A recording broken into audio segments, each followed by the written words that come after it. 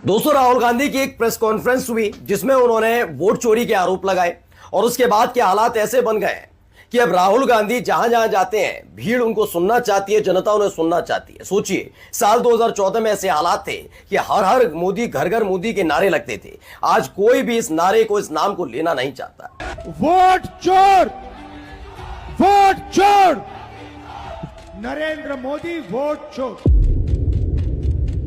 इससे बौखलाया हुआ मीडिया, इससे बौखलाई हुई बीजेपी क्या क्या कर रही है आज आपको दिखाऊंगा।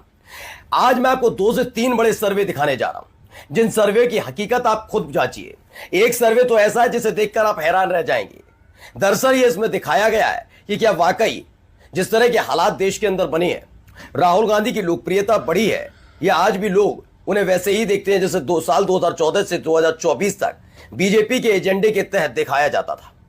क्या नरेंद्र मोदी साहब की लोकप्रियता में इजाफा हुआ है या अब लोग चाहते हैं कि 17 सितंबर अब भी दूर है, वो इस्तीफा देते हैं? ये तमाम चीजें आज आपको दिखाने जा रहा हूं, लेकिन इसके साथ ही दिखाने ये भी जा रहा हूं कि कैसे बौखलाया हुआ गोदी मीडिया, जिसने पहले राहुल गांधी की लोकप्रियता की खबर चला दी, फिर मजबूरन उसे देश के मिजाज के नाम पर अलग से एक और सर्वे करना पड़ा, जिसके जरिए अपने आका को खुश करना पड़ा। यानी जबरदस्त फजीयत हुई है। नमस्कार, मैं हूं प्राज्वल गौतम और आप देख रहे हैं DS4 न्यूज।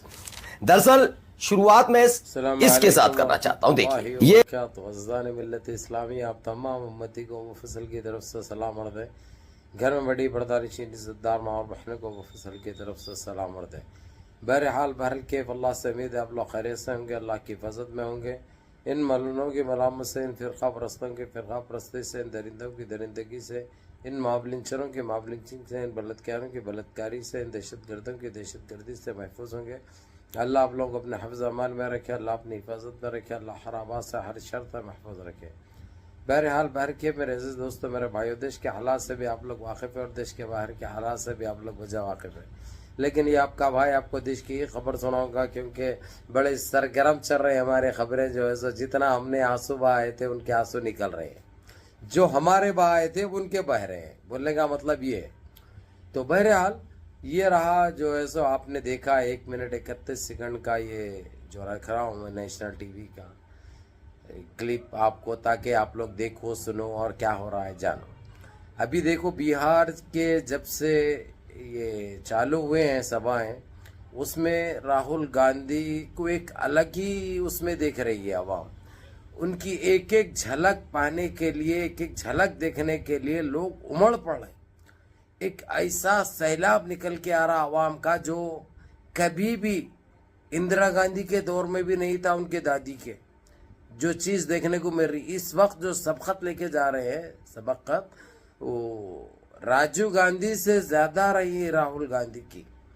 अब ये अलग बात है कि गोदी मीडिया सच्चाई को छुपा रही है, हकीकत को दबा रही है, लेकिन इनको क्या मालूम कि अभी सोशल मीडिया इनकी जनपदों को लगने के लिए आ गया है। अभी ऐसा लग रहा है कि सारी दुनिया देख रही है और सच्चाई सबके सामने आ रही है।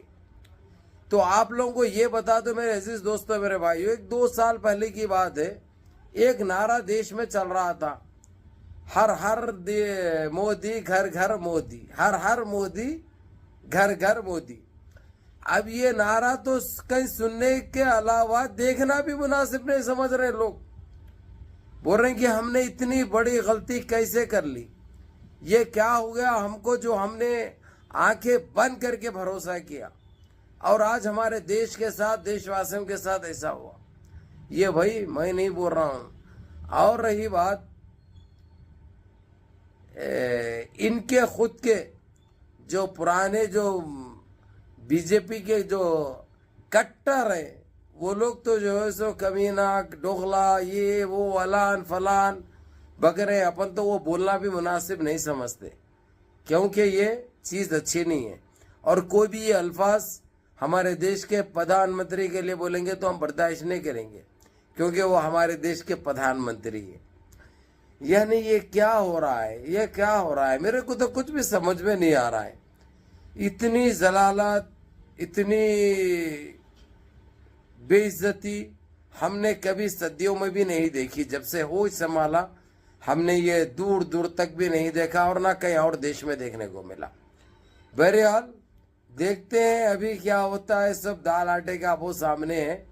बहरहाल आप लोगों से यही रिक्वेस्ट है आप लोगों के भाई की कि मुनज़्ज़म रहिए, मुत्तहिद रहिए, अपनी सफ़ों में इत्तेहाद बरकरार रखिए, नमाज़ों की पाबंदी करिए, माँ बाप की खिदमत करिए, बड़ों के अहकाम पे अमल करिए और अपने इस भाई को भी दुआओं में याद रखें। अस्सलामु अलैकुम व रहमतुल्लाहि व बरकातहू।